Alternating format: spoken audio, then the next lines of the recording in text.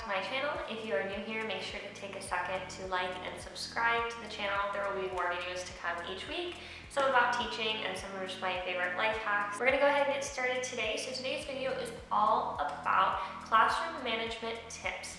So these are my top 10 tips today for classroom management that I have developed throughout the 3 years of being a teacher. So I'm still a pretty new teacher, but I'd like to share my knowledge with you, especially since usually you hear classroom management tips from teachers who maybe are veteran teachers and been teaching for a long time, but I think it's good also to get a new, fresh perspective as well from teachers who really haven't been doing it that long to see what's working for them.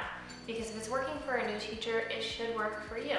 If it's working for a veteran teacher, it might be working for them because they've done it for so long. So it's something they've just done forever, and so it's kind of like second nature to them.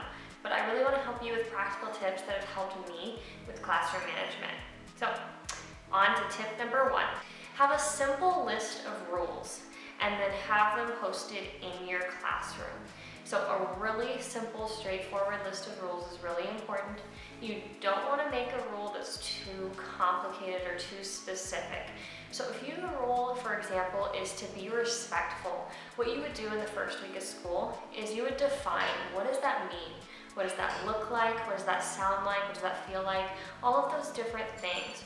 So being respectful is one of your rules in your classroom.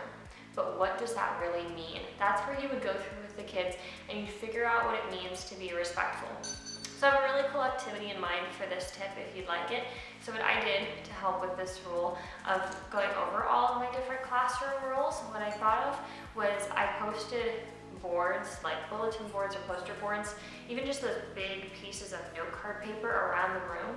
And then one of our activities for the first week of school, I had all the different rules posted, and then I would tell the kids to write an example of a way that they can be respectful or something they can think of to be respectful. And they would write it down on the sticky note and they'd go post it on the poster board that was associated with that one. And then once we were done going over all of the, I think it was about 5 rules in the beginning of the year, and they posted it on the poster board, then I would read them all out loud to all the students. So that way they can understand and be familiar with those rules. So that's a really great idea on top of making sure to have that list of rules in your classroom and having them posted somewhere visible where the kids can see them every single day.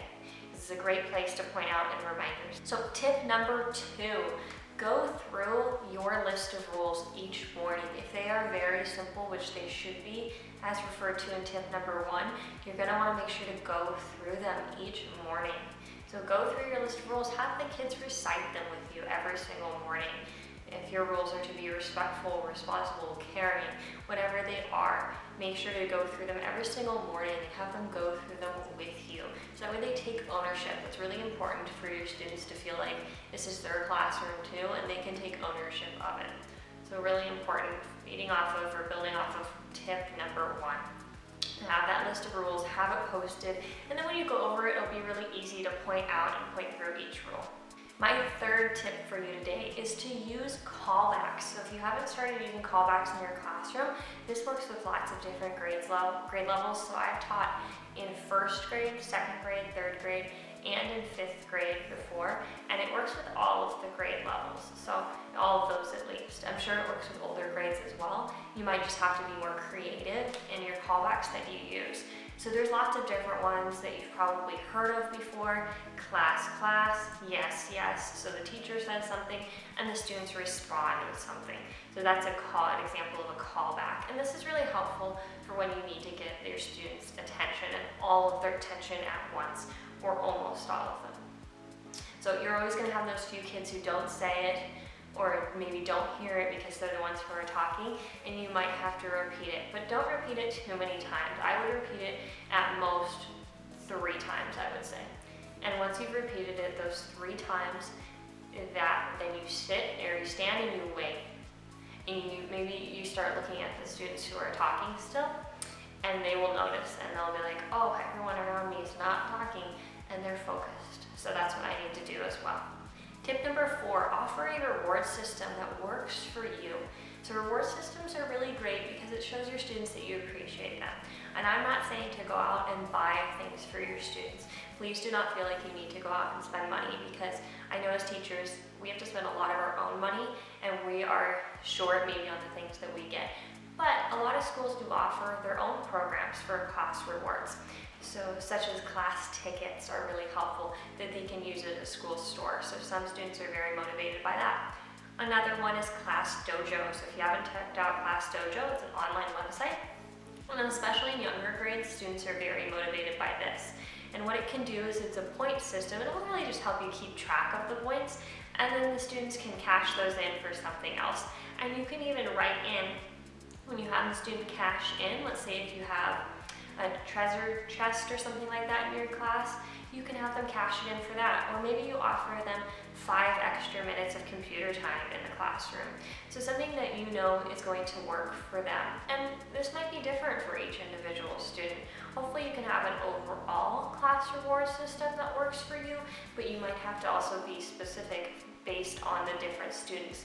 One student may be very motivated by class rewards such as extra computer time, whereas another student may be rewarded or feel extra special if they get to choose their seat in the class. It really just depends, and this all comes down to knowing your students, which happens usually in the first week of school. So you want to make sure that first week is super crucial and important to get to know your students. I used to call these fluff activities, but even though they're not necessarily academic activities that you are doing, they can be to an extent, but they're also really important just to get to know your students and build that classroom community and environment. So tip number 5 goes right along with tip number 4. Make sure that the reward system that you offer is something that your students really want and they're going to be incentivized by. So you want to make sure it's something they truly care about. This could be an overall classroom reward system too, like a marble jar or something like that, or even rings of paper, and once they hit the floor they earn a class party, just things like that. Or maybe when you fill up the marble jar, then you do go out and maybe you spend a few dollars and you bring in donuts for the students or popsicles or whatever you think that they would enjoy. It doesn't have to be that way though. They could even just earn a class party where they get to spend some extra time that day on the computer and that be part of the incentive. So it really just depends what your students are motivated by. That's the biggest thing. And you could even do an activity where at the first week of school, you explain the classroom reward system to them, and then you go over ideas of things that they would like. So you figure out what's realistic and what's not realistic and what you can actually do and what they would be motivated by, the majority of them as a class, and you can vote on it. So really great ideas for how to get your students to be motivated, to be able to be in that classroom environment and continue to do the right thing. Tip number 6 is to use voice levels and have them posted in your room as well. So you can get really fancy with this. I've seen a lot of fancy examples, but you don't need to. If you wanted to, you could buy little lights and then put the voice levels next to the lights and click on the lights for which voice level you're at. But you don't have to get that complicated. I have done it where I've printed out on Teachers Pay Teachers. They have some free, great resources on there.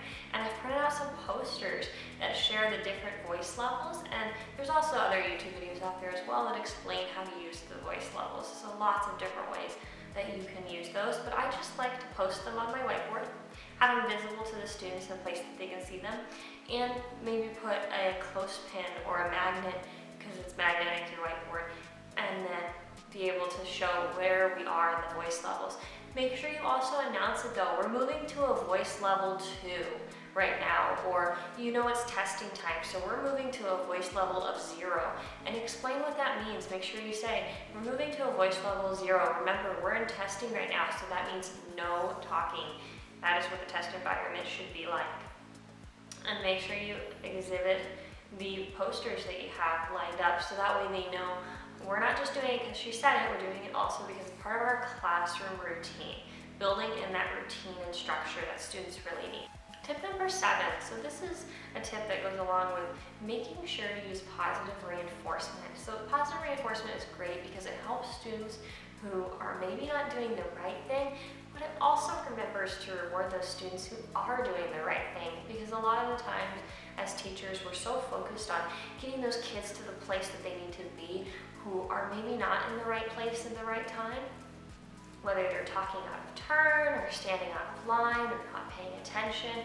And we're so focused on getting those kids to where they need to be that sometimes we forget to compliment the kids who are doing the right thing. So this is where maybe a ticket system, if you're going from one classroom to another, would come in place. So you'd give out tickets and you'd say, Brian, I love the way that you are doing that. Awesome job standing in line, or awesome job standing in line quietly, or whatever behavior you're trying to get everyone around them to exhibit.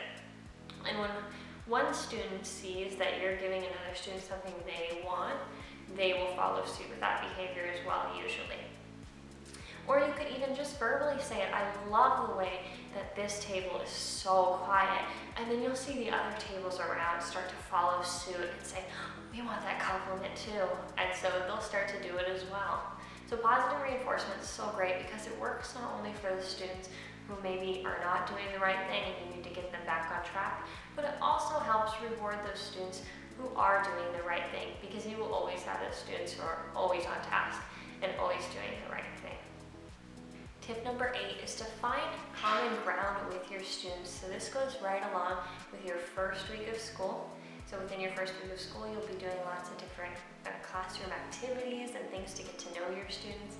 So make sure to find common ground with your students when creating your classroom management system. Find things that they are incentivized by, find things that they enjoy. Just make sure to understand and get to know your students. Tip number 9, so start the school year off strong and tough, and then loosen up as you go. So this is something I wish I knew going into student teaching, especially. Because going into student teaching, I was very nice, very happy and bubbly, and that's great, and you definitely can be like that. But you can't let students take advantage of you. And unfortunately, I didn't get to start student teaching in the beginning of the school year in August. I got to start it in January, where the home classroom teacher already knew her students, and I wasn't given much warning on this student exhibits this behavior, and this student is like this, and a whole background on all my students. So you really want to make sure to start the school year off tough and strong, and then you can always loosen up as you go and try to get maybe a little bit nicer. And it's not really about being nice and mean, it's just about coming in with your rules and expectations and making sure the students know that, so they show you that respect.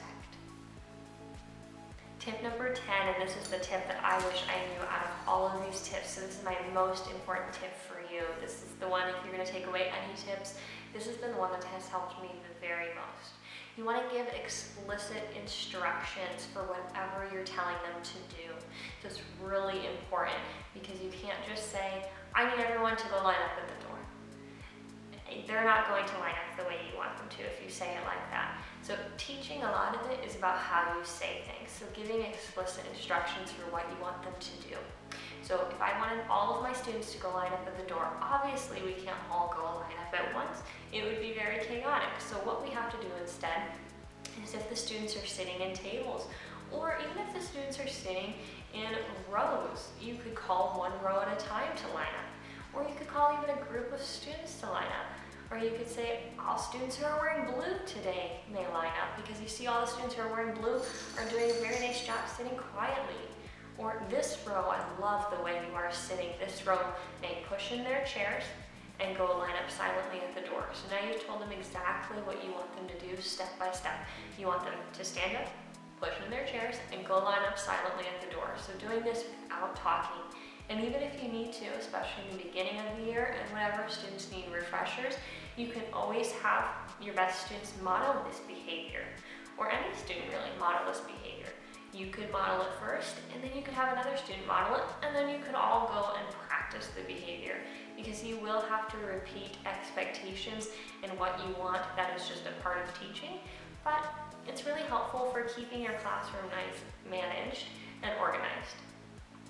So I hope these 10 tips today really helped you out. I hope at least one of them you can take away and start using in your classroom today. Make sure if you have any tips of your own to leave them down in the comments below.